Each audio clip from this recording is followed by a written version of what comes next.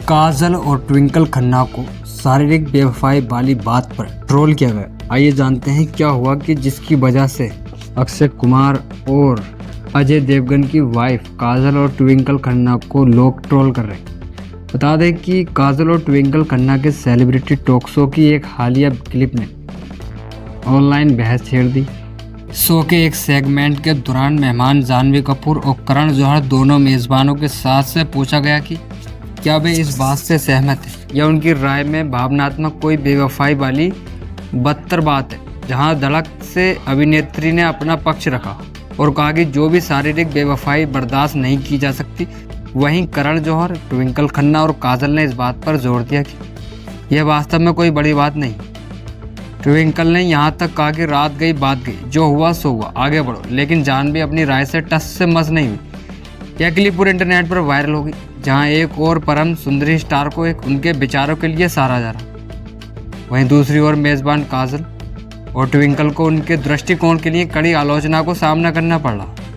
यह वीडियो एक मनोवैज्ञानिक के पेज पर शेयर किया गया था, जिसने काजल, ट्विंकल और करण के जौहर के नज़रिए में मौजूद हर गलती की ओर इशारा किया। उनके बयान से पूरी तरह असहमत होते हुए उन्होंने अपने वीडियो में कहा, तो असल में आपका पार्टनर किसी और के साथ अगर कोई शारीरिक संबंध बनाएगा और आप उसे माफ़ कर देंगे, यह सामान्य नहीं है। खैर, यह माफ़ी नहीं है बल्कि भावनात्मक बात है।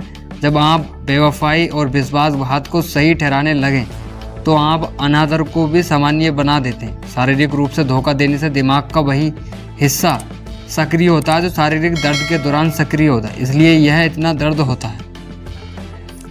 इसके अलावा इस टिप्पणी के संदर्भ में जहां ट्विंकल ने बताया कि जाह्नवी युवा है, 20 की उम्र में, लेकिन जब वह 50 की उम्र तक पहुंचेंगी तो उनकी राय बदल जाएगी।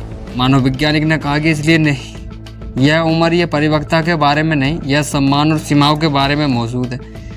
अपने कैप्शन में उन्होंने यह भी लिखा कि यह मनोवैज्ञानिक की सच्चाई है। धोखा चाहे भावनात्मक हो या शारीरिक हो, धोखा धोखा ही है। उम्र या अनुभव से जुड़ा नहीं होता, यह सीमाओं, लगाव और भावनात्मक नियमों से जुड़ा होता है।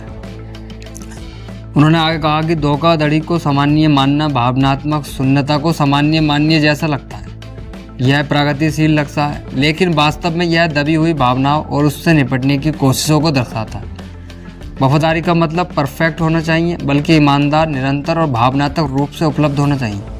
किसी भी तरह की धोखाधड़ी सामान्य नहीं है, चाहे भावनात्मक हो या शारीरिक हो, क्योंकि सम्मान के बिना प्यार सिर्फ एक लगाव है, जुड़ाव नहीं है। कमेंट सेक्शन में भी मनोवैज्ञानिक ने लिखा कि लोग इसे शांत रहना कहते हैं, मनोवैज्ञानिक इसे कम से कम आत्मसम्मान कहते हैं। और लोगों ने पूरे क्लिप पर उनके विचारों की सराहना की है, तारीफ की है। और एक इंटरनेट ने उपयोगकर्ता ने लिखा कि वफादारी को सामान्य बनाएं, विश्वासघात को नहीं।